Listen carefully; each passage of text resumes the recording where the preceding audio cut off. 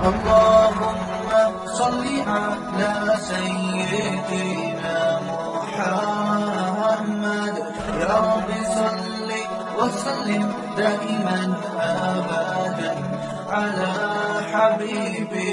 السلام علیکم ورحمۃ اللہ وبرکاتہ۔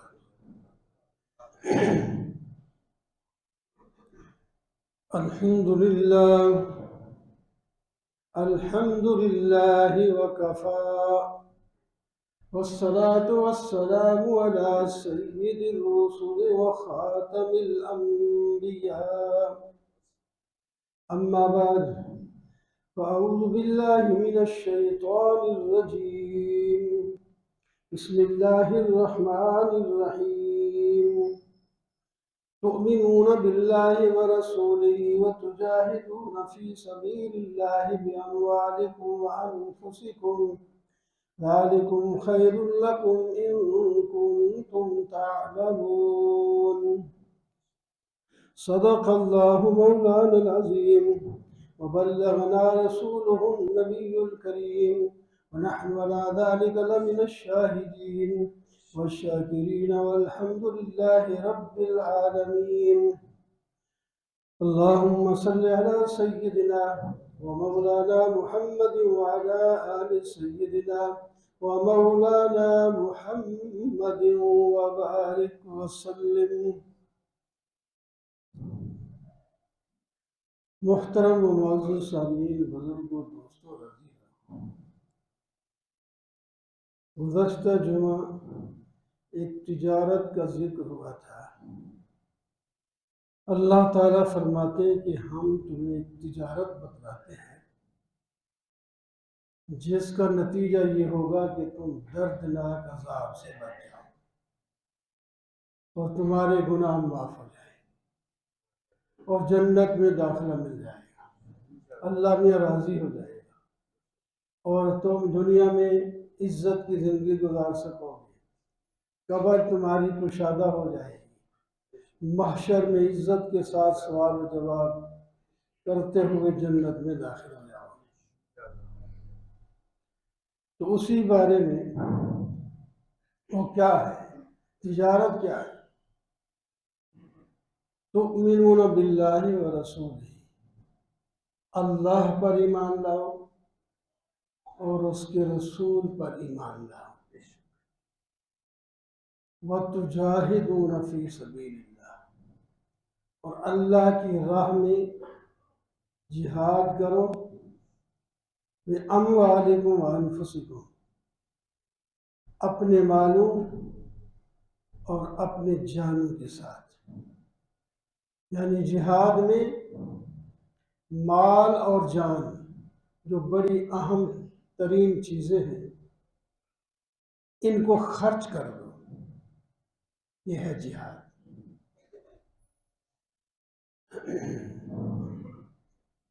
جہاد میں کوشش ہو کہ میرا مال جہاد میں لگ جائے۔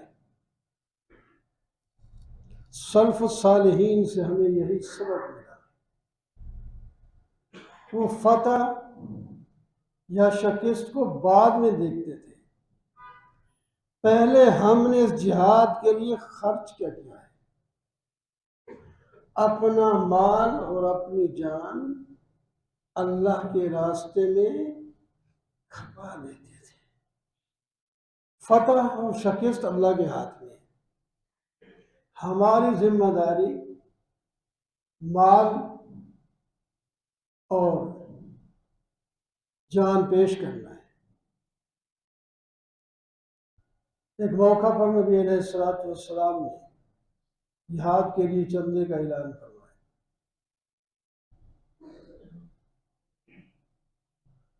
تو صحابہ کرام میں سے حضرت عبد الرحمن بن عوف رضی اللہ تعالی عنہ نے 4000 دینار پیش کر دی۔ ان کے پاس کل 8000 دینار تھے، آدھے اللہ کی راہ میں پیش کر دیے، ایک انصاری صحابی اس چندے میں 100 اور دوسری روایت میں 70 وسق کھجوریں پیش کر دی. ایک وسق 6 من کا ہوتا ہے. تو آپ اندازہ لگائیں کتنے من. 100 وسق ہو گئے، 600 من والے بن جا بنے. یہ جہاد میں پیش کر.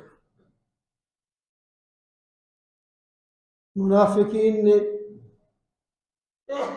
اس پر تانا شروع کر دیا کہ یہ لوگ ریاکاری کرتے ہیں اتنا مال دے کر، تاکہ لوگ کہیں یہ بڑے سخی ہیں. یاد رکھیں ریاکاری کا تعلق دل سے ہے.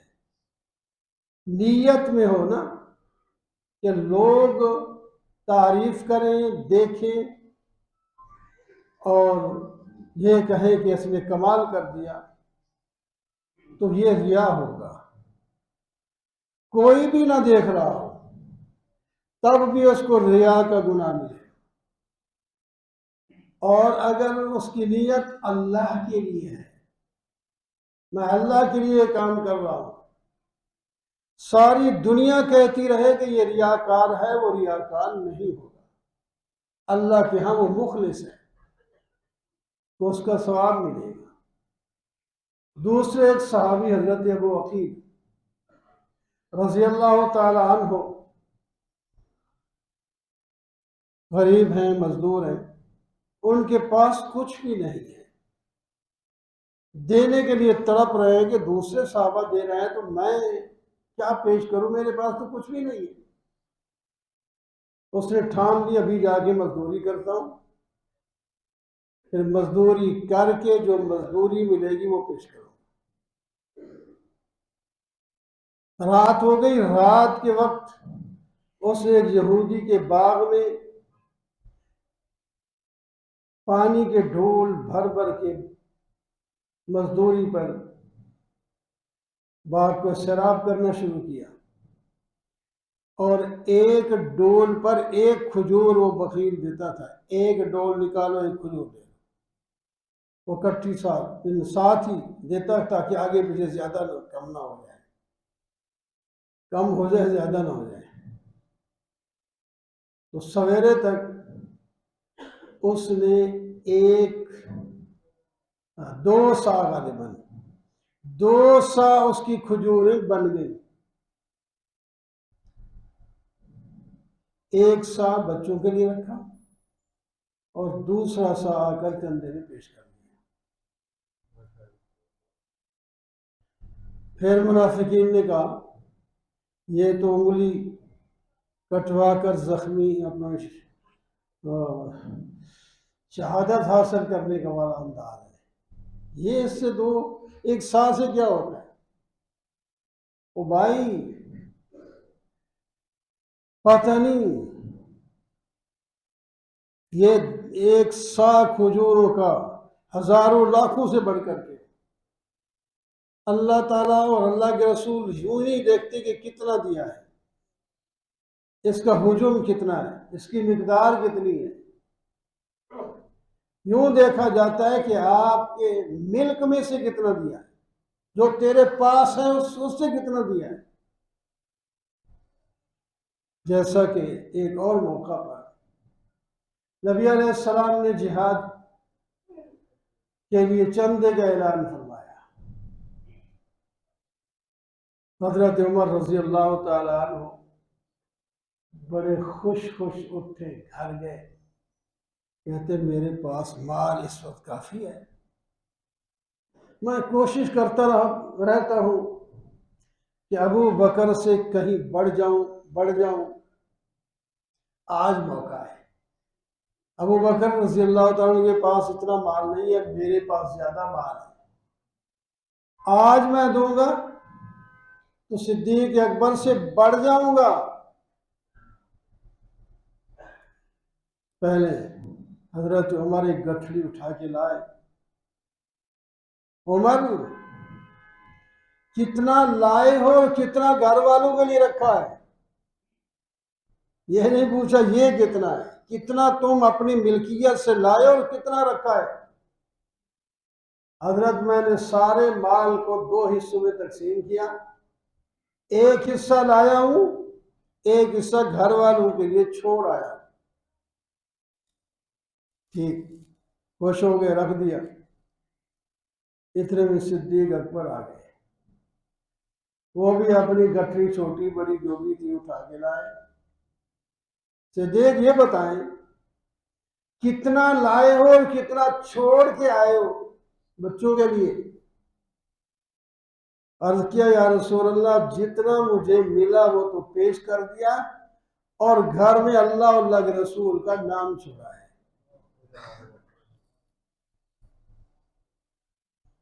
حضرت عمر کا سر جھک گیا، کہنے لگا صدیق تجھے کوئی نہیں پہنچ سکتا، میں نے آج کا دن منتخب کیا تھا کہ آج صدیق سے بڑھ جاؤں، لیکن آج بھی انہوں نے بڑھنے نہیں دیا۔ ہجوم میں اگرچہ ہو سکتا ہے عمر کا مال زیادہ ہو، لیکن دیکھنا یہ ہے کہ جتنا مالک تھا جس مال کا اس میں سے کتنا لایا ہے۔ وہ تو آدھا لایا تو یہ پورا لایا، تو پھر اللہ نیکیوں میں دوسرے سے اللہ تعالیٰ فرماتے ہیں ساریو، بھاگو دوڑو مقابلہ کرو نیکیوں میں، ایک دوسرے سے آگے نکلنے کی کوشش کرو۔ اللہ صدیق اکبر رضی اللہ تعالیٰ عنہ جب خلیفہ بن گئے تو حضرت عمر نے سوچا کہ اب ان غریبوں و بیواؤں کی خدمت میں کروں گا جن کی خدمت خلافت سے پہلے صدیق اکبر کیا کرتے تھے۔ اب وہ خلافت کے کاموں میں مصروف ہو جائیں گے، ان کو وقت نہیں ملے گا، تو وہ ڈیوٹی میں دوں گا۔ پتا تھا ایک بوڑھی شہر کے فلاں علاقے میں رہتی ہے، گئے ان کے پاس، اماں جی برتن دے دو، میں پانی بھر کے لاتا ہوں اور برتن دھو کے سارے کام کر کے جاؤں گا۔ آگے آواز آئی بیٹا اللہ تعالیٰ آپ کو خوش رکھے، ایک آدمی آیا تھا وہ کر کے چلا گیا ہے۔ ہمارا یہ کیا ہوا؟ دوسرے دن یا تیسرے دن کہتا ہے اور بہت پہلے جاتا ہوں۔ جب پہنچے تو ایک آدمی منہ لپیٹے ہوئے تھا اور گھر سے نکل رہا تھا، وہ سارے کام کر کے اب آ رہا ہے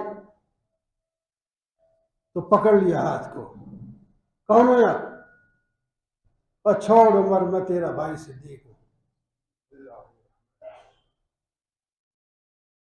یہ ہے نیکی ہوتی ہے، یہ ہوتا ہے اخلاص ہوتا ہے، یہ ہے اللہ کے راہ میں خرچ کرنا اپنی جان مال سب کو، اس کو دینداری کہتے ہیں۔ تو تب دیکھتے ہی دیکھتے چھا گئے دنیا پہ کہ نہیں؟ جب ان کو اپنے گھر سے بھی نکالا جا رہا ہے، یہ ایک وقت وہ ہے اپنے گھر میں بھی مکہ مکرمہ میں نہیں رہنے دیا گیا، نبی علیہ الصلوۃ والسلام سمیت سب ہجرت کر کے مدینہ منورہ چلے گئے۔ اللہ، اور جب نبی علیہ السلام جا رہے تھے پیچھے مڑ مڑ کے دیکھتے بھی تھے اور روتے بھی تھے، میں مکہ یا بیت اللہ چھوڑنے کو دل تو نہیں چاہتا تھا، میں کیا کروں، لیکن یہ لوگ رہنے نہیں دیتے۔ لیکن اللہ نے فرمایا کوئی بات نہیں، آپ جائیں ہم آپ کو واپس لائیں گے، کوئی بات، چلے جائیں گے، چلے جائیں، ہم آپ کی حفاظت کریں گے، دشمن ہے ہر طرف سے۔ اللہ تعالیٰ نے باحفاظت مدینہ منورہ میں پہنچا دیا۔ ادھر 100 اونٹ کا انعام مقرر تھا جو نبی علیہ السلام کو یا ابو بکر کو گرفتار کر لے، پکڑ لے، 100 سرخ اونٹ اس کو انعام میں دیے جائیں گے۔ لوگوں نے دوڑیں لگائی، اللہ نے محفوظ فرمایا۔ حضرت سراقہ پہنچ بھی گئے تھے، قریب بھی چلے گئے تھے، لیکن اس کا گھوڑا زمین میں دھنس جاتا ہے۔ 2 دفعہ ایسا ہوا، اس نے توبہ کی، مجھ سے غلطی ہوئی، اب میں کچھ نہیں کہوں گا، بتاؤں گا بھی کسی کو نہیں، آپ مجھے لکھ کے دے دیں، اللہ میری مغفرت فرما دے۔ بعد میں ایمان لے آئے، آپ نے فرمایا، اسی کو خوشخبری دی، فرمایا فلاں ملک جب فتح ہوگا تو سونے کے کنگن وہاں اس میں مال غنیمت میں ہوں گے اور تجھے پہنائے جائیں گے۔ تو ایسا ہی ہوا۔ تو بات یہ ہے، بات ہو رہی تھی کہ خرچ کرنا ہے اللہ کے نام پر، مال بھی اور جان بھی، یہ ہے جہاد۔ فتح شکست بات کی بات ہے، اور بھی آپ کو یعنی جان پیش کرنے کے بھی واقعات سنائیں گے۔ یہ چیزیں اس واسطے سنائی جاتی ہیں ہمارا دل کا جو جذبہ ہے وہ جاگے اٹھے، ہمدردی، ایثار، یہ چیزیں ہمارے اندر پیدا ہوں۔ ہم اپنی سوچتے ہیں اور کسی کی نہیں سوچتے۔ جہاد میں صحابہ کرام شہادت کو ترجیح دیتے تھے، یہ نہیں دیکھتے تھے فتح ہوتی ہے یا شکست ہوتی ہے، اس سے ہمارا کوئی سروکار نہیں ہے، ہم نے اپنی جان پیش کرنی ہے۔ جب جان پیش کرنے کے لیے انسان نکلتا ہے تو پھر اس کا نتیجہ کچھ اور نکلتا ہے۔ تو نکلا نتیجہ، بچے بھی جہاد میں اپنی جان پیش کرتے تھے، تو اللہ تعالیٰ نے دیکھتے ہی دیکھتے وہ کیسر و کسریٰ کی حکومتیں صحابہ کرام کے زیر اثر کر دی اور فتح ہو گئی صحابہ کرام کو۔ اور آج ہمارے پاس جو ہمارے ملک ہیں وہ لوگ نہیں رہنے دیتے، ہم بکھر چکے ہیں اور وہ ایک ایک کر کے مارتے ہیں، مار سکے یا نہ مار سکے وہ اپنی کوشش میں ہیں۔ ہمیں بھی کچھ غیرت کرنی چاہیے کہ ہم اپنے مسلمانوں کی مدد کریں۔ ایک کے ساتھ نہیں بنتا، سب کے ساتھ بنتا ہے، بار بار یہ حالات آتے رہتے ہیں۔ تو آج ہم فلسطین والوں کی مدد کریں گے، کشمیر والوں کی مدد کریں گے، تو ہمارے اوپر اگر وقت آئے تو وہ جان دیں گے، سارے جان دیں گے۔ اللہ تعالیٰ ہم سب کو ان باتوں کی سمجھ اور عمل کی توفیق عطا فرمائے۔ وأقول قولي هذا